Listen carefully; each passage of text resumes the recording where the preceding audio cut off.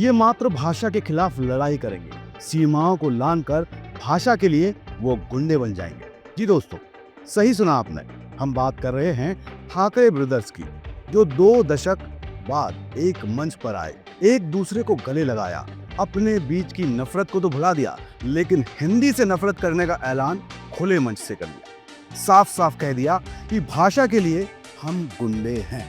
अब मुझे समझ ये नहीं आता कि इन दोनों भाइयों की ये कौन सी पॉलिटिक्स है जो भाषा के नाम पर देश का बंटवारा कराना चाहती है, क्योंकि खुद अपने दम पर इन्होंने आज तक क्या किया, इसका पूरा लेखा जोखा इतिहास के पन्नों में दर्ज है दोस्तों। राज ठाकरे ने तो फिर भी सत्ता के लिए संघर्ष किया, 17 में एंट्री पाने के लिए खूब संघर्ष किया, लेकिन सभी जानते हैं कि उद्धव तो बाला साहेब की चांदी की वो चम्मच हैं जो उन्हें विरासत में मिली, महाराष्ट्र पर उनकी विरासत के नाम पर ही थोपी गई। समझ नहीं आता आखिर इन दोनों भाइयों को हिंदी से इतनी नफरत, दिक्कत क्यों है।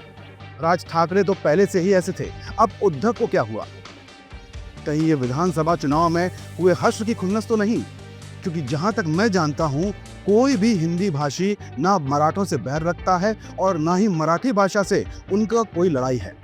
मराठी बोलने वाले भी हिंदियों से कोई, हिंदी भाषी बोलने वालों से कोई नफरत नहीं करते।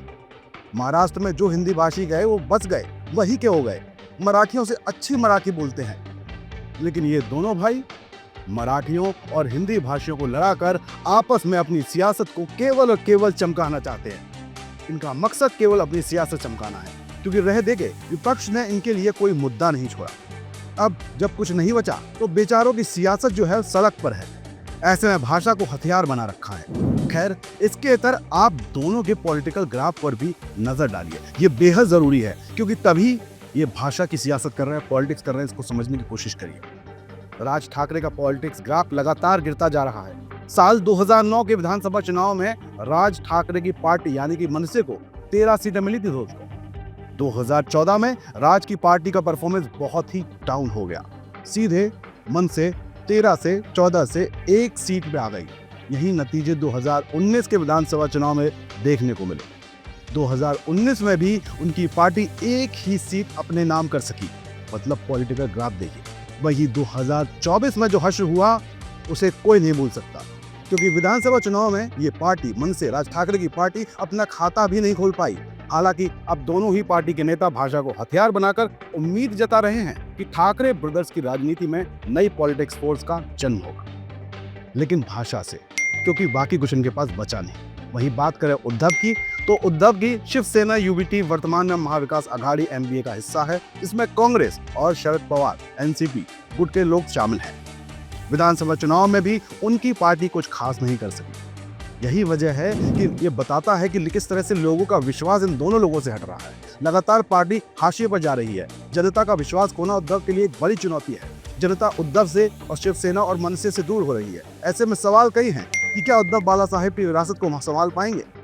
शिवसेना अब अपने पतन की ओर तो नहीं है, क्योंकि जनता का भरोसा भी क्षेत्रीय नेताओं से उठता जा रहा है, खासतौर पर जब ये क्षेत्रीय नेता इतनी छोटी सियासत करते हैं, इतनी छोटी सोच की सियासत करते हैं। हालांकि दोनों नेताओं ने साफ किया था कि ये रैली किसी राजनीतिक या सियासी एजेंडे के तहत नहीं है, लेकिन विधानसभा चुनाव से पहले इस मंच को साझा करने को राजनीति से अलग नहीं देखा जा सकता दोस्तों। इस मंच के माध्यम से उद्धव और राज ठाकरे ने संकेत दिया है कि यदि अगर मराठी अस्मिता या महाराष्ट्र के अधिकारों पर हमला हुआ तो पुराने मतभेद भुलाकर एकजुट हो जाएगी। ऐसा हो सकता है।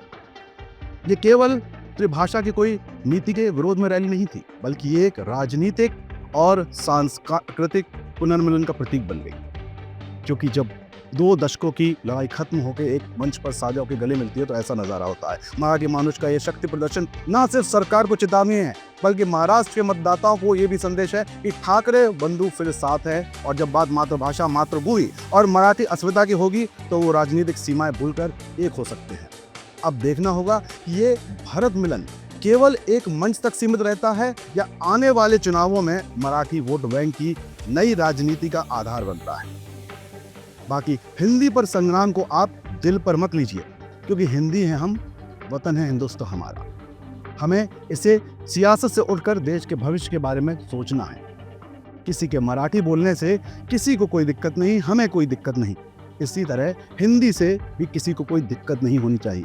और मैं तो ठहरा बुंदेलखंडी, तो भैया हमारी भाषा तो चूल्हे में डालने की ज़रूरत है ही नहीं, हमारी बलजन भाषा और हमसे कोई दिक्कत करने की कोई बात ही नहीं।